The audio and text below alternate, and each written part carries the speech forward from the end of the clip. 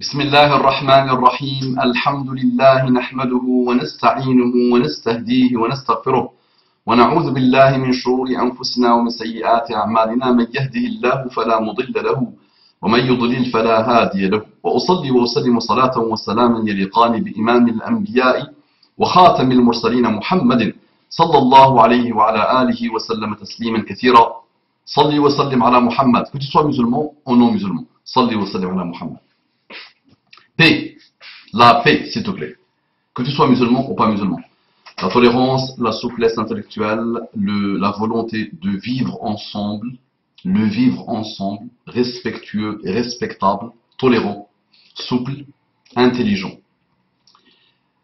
J'ai dit assalamu alaikum wa rahmatullahi wa barakatuh, j'ai dit bonjour, bonsoir, bon appétit, bonne évolution, bonne tolérance, bonne souplesse, bonne intransigeance d'abord avec nous-mêmes, bonne capacité de confronter la matière grise à la matière grise pour faire approcher la matière du cœur.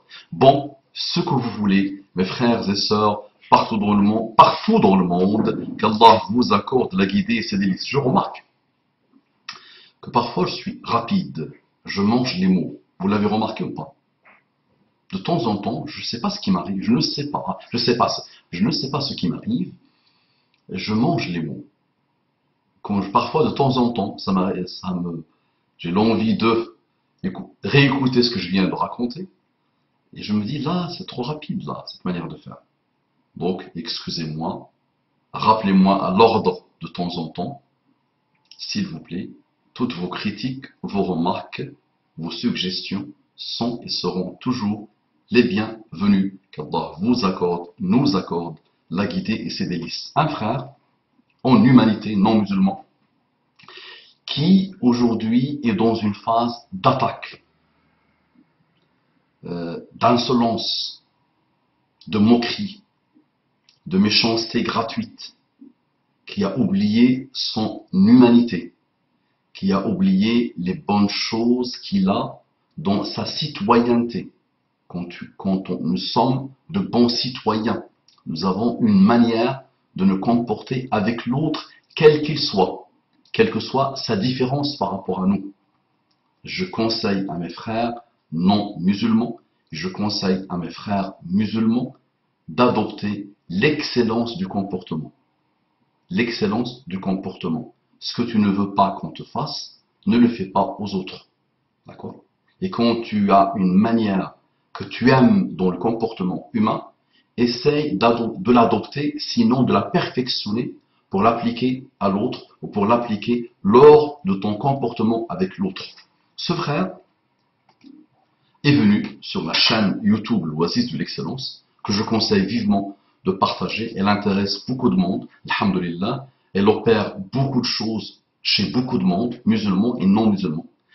Donc il nous dit, le Coran est bien un livre de guerre et non pas un livre de paix. Tout seul, donc, ni bonjour, ni au revoir, ni rien, il vient. Le Coran est bien un livre de guerre et non pas un livre de paix. Prends ça de moi, mon frère, quel que soit ton parcours, quelle que soit ta religion, quel que soit ton niveau d'intelligence, quel que soit ton niveau de cheminement, quel que soit ton statut social, quel que soit ton contexte actuel. Et je peux continuer dans quel que soit. Et en me lançant dans les quel que soit, j'ai déjà presque oublié le fond de la pensée, mais je l'ai retrouvé. Donc, quel que soit tout le blabla que je viens de lister, tu dois ne jamais généraliser.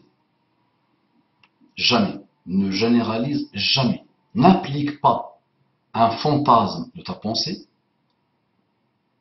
sur le tout. Tu peux l'appliquer sur une partie, sur une majorité, sur une moitié, mais pas sur la totalité. Tu seras toujours étonné. Toujours. Tu trouveras des exceptions, toujours, qui confirment la règle, oui, mais tu seras toujours étonné. Oublie la règle. L'exception qui confirme la règle, la fameuse règle. On peut la dire aussi, elle a pas mal de variantes, cette manière de voir les choses.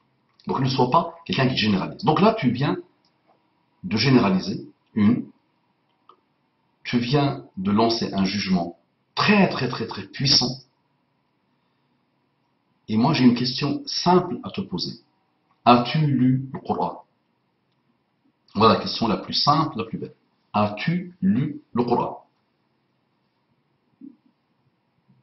Et là, je vais t'étonner. As-tu lu le Coran en arabe littéraire? C'est le seul Coran qui existe.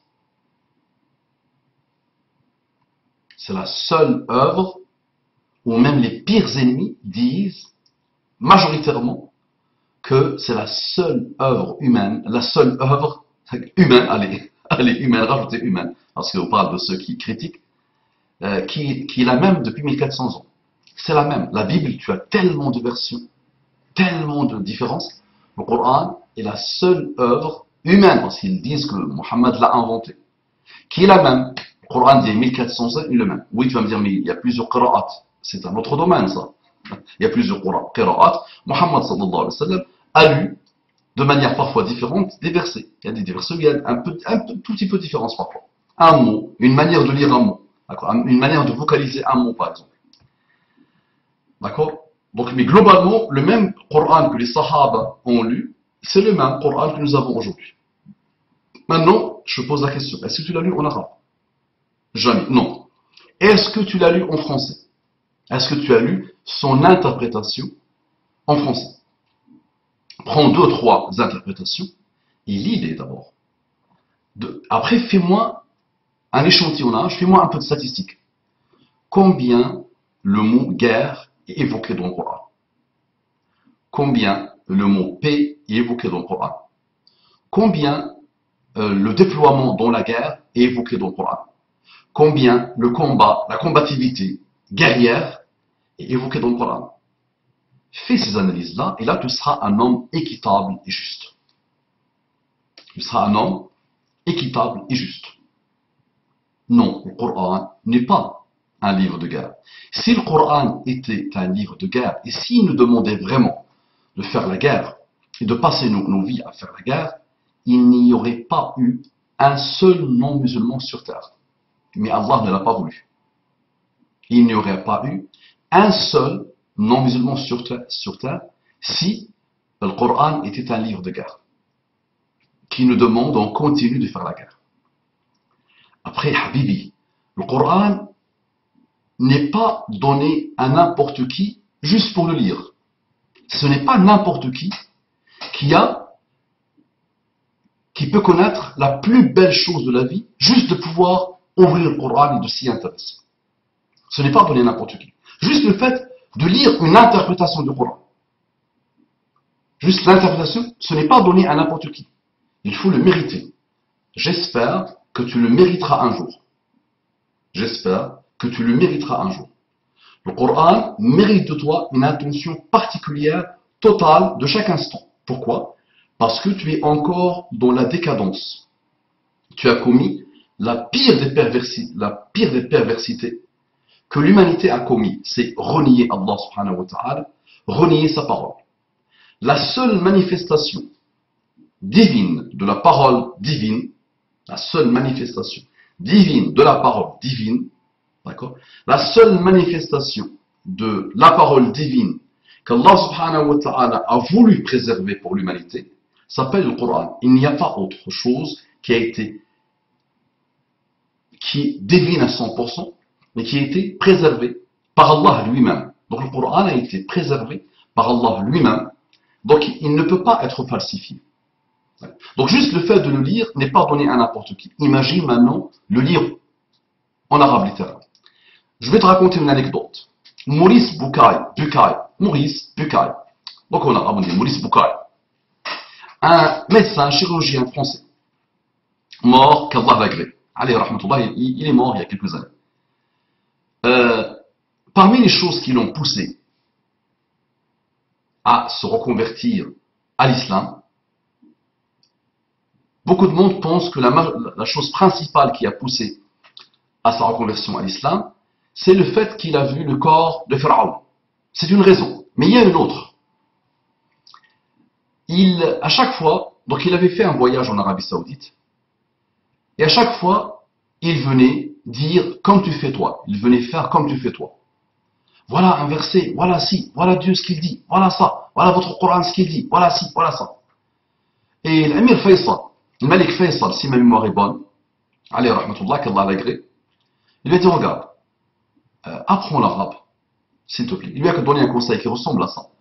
Apprends l'arabe et attaque-toi au Coran derrière. Et analyse le Coran derrière. Mais, s'il te plaît, apprends d'abord l'arabe avant de faire confiance à des interprétations, avant d'avoir comme seul bagage ce que dit l'autre sur le Coran, celui qui interprète. Le Coran, celui qui traduit la parole d'Allah subhanahu wa ta'ala, lui dit, je te conseille, s'il te plaît, d'apprendre le Coran et je suis prêt à t'aider, à te former, à te faire bénéficier des centres de l'Arabie et Saoudia pour apprendre l'arabe. Et Maurice Bucaille, honnête comme il est, et j'espère que tu auras cette honnêteté du cœur. Ce n'est pas donné à n'importe qui, attention. Ce n'est pas donné à n'importe qui. Donc j'espère que tu auras, je demande à Allah subhanahu wa ta'ala que tu vas un jour avoir cette honnêteté du cœur et cette pureté du cœur et cette sincérité de la recherche. Ce sont des questions existentielles qui résoudront tous les problèmes de ta vie. Donc c'est vraiment, ça doit mériter de toi un effort majeur. Donc Maurice Bucaille a fait quoi? Il a consacré 2 années à apprendre l'arabe. Et une fois qu'il a appris l'arabe, il a été étonné de l'escroquerie des meilleures interprétations. Donc quelle que soit l'interprétation, la traduction du Coran, elle ne peut pas être fidèle au texte, à la vraie parole d'Allah subhanahu wa ta'ala, qui n'est pas l'interprétation. Et ça a suffi pour qu'il se reconvertisse à l'islam. Donc souvent des compréhensions qu'il avait de le Coran et de l'islam étaient induites en erreur par l'interprétation, par les choix des mots, par les choix des expressions, par le fait de sortir le Coran de son esprit, de son âme, qui est d'abord une âme en arabe littéraire. D'accord? Donc, on t'a dit, et tu fais que répéter des choses que tu as trouvées sur Internet, que tu n'as pas approfondies. Et ce n'est pas digne de toi, en tant qu'humain, et en tant que citoyen, et en tant qu'homme qui veut l'intelligence, et qui veut nous montrer qu'il est rusé, qu'il est malin, qu'il est brillantissime. Si tu es brillantissime, avant d'attaquer quelque chose, la première chose à faire, c'est d'abord de l'étudier. Avant d'attaquer la chose, commence par une démarche saine, c'est de voir déjà qu'est-ce que cette chose dit. D'accord? Après, Habibi, tu apprendras, une fois que tu seras musulman, que ce n'est pas n'importe qui peut interpréter la parole d'Allah subhanahu wa ta'ala. Le Coran est un miracle.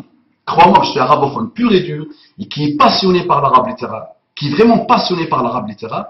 Je dis franchement, il suffit de lire le Coran, juste quand je le lis, juste la lecture du Coran me montre le niveau extraordinairement miraculeux de la parole d'Allah subhanahu wa ta'ala, qui ne peut pas être comparé à n'importe quelle parole.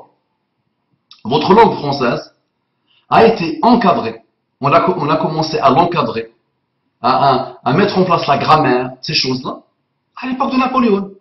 Napoléon Bonaparte. Donc, maximum 250 ans. Maximum.